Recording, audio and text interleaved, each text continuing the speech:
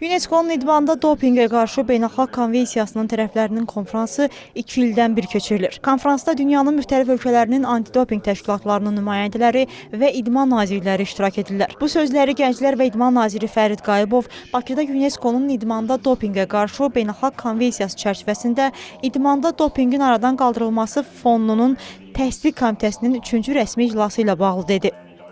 Bunları bilirsiniz ki, ölkəmiz, paytaxtımız dünyanın idman paytaxtı seçilmişdir və ölkəmizdə paytaxtımızda bir sıra beynəlxalq yarışlar və tədbirlər keçirilir. Biz də qərara gəldik ki, bu iclası da məhz Bakıda keçirdək. Buraya həm təsdiq komitəsi, həm ümumiyyətlə digər komitələrdə gəliblər, bəziləri onlayn qoşulublar. Ümumilikdə 2 gün keçirilən iclaslarımız düşünürəm çox konstruktiv oldu və yaxşı qərarlar sonunda qəbul etdik.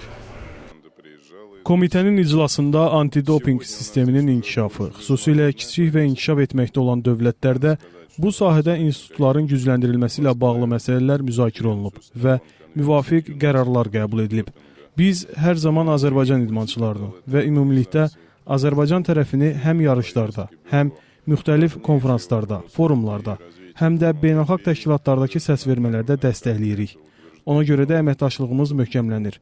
Biz idmanda Azərbaycan tərəfinin dəstəyini hiss edirik və özümüz də hər zaman bu dəstəyi göstəririk.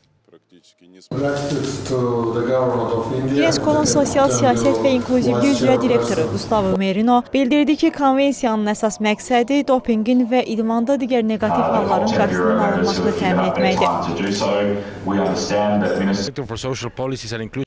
Belə hallar təkcə idmanın dürüstlüyünə və fair play prinsiplərinə zərər vurmur. Eyni zamanda idmançıların sağlamlığına və rifahına mənfi təsir göstərir. Bu problem artıq həvəskar idmançılar arasında da getdikcə daha çox müşahidə olunur. Forum çərçivəsində idmanda dürüstlüyün təşviqi, konvensiyanın icrası və təmiz idmanın daha da gücləndirilməsi istiqamətində aktual məsələləri müzakirə etdik.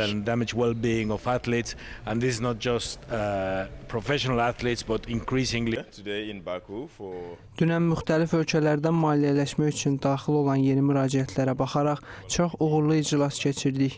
Bugün isə büronun iclası keçirilir. İclasda farmakopeyanın müxtəlif istiqamətləri, həmçinin sənədlərə, o cümlədən konvensiyalara təklif olunan dəyişikliklər müzakirə edilir. Ümumilikdə bu məhsuldar iclasdır. Qeyd edək ki, Bakıda UNESCO-nun idmanda dopinqə qarşı beynəlxalq konvensiyası çərçivəsində idmanda dopinqin aradan qaldırılması fondunun təsdiq komitəsinin 3-cü rəsmi iclası Kopon bürosunun sədri Azərbaycan Gənclər və İdman naziri Fərid Qayıbovun sədrliyi ilə keçirildi.